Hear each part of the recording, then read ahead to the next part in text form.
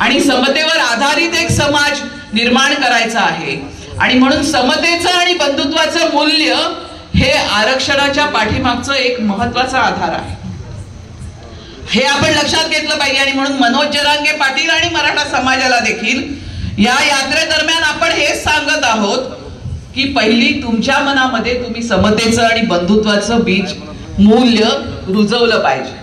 कारण आपण बघतो की वेगवेगळ्या कारणासाठी, जसं राजकारणामध्ये या ठिकाणी विशेषतः या ठिकाणचे ओबीसी एससी एसटी यांच्यावरती जे दबावाचं राजकारण केलं जातं, त्यांच्यावर जी दादागिरी केली जाते, त्याचप्रमाणे या ठिकाणच्या समाज जीवनामध्ये आपण बघतो की जर का एखादी मराठ्याची मुलगी एखाद्या दलित मुलाची प्रेम करू लागली तर त्याच्या बाबतीमध्ये देखील आपण बघतोय की खूप मोठ्या प्रमाणावरती अत्याचाराच्या घटना आपल्या महाराष्ट्रामध्ये घडतात। म्हणजे हे संपूर्ण जे काही एक सरंजामी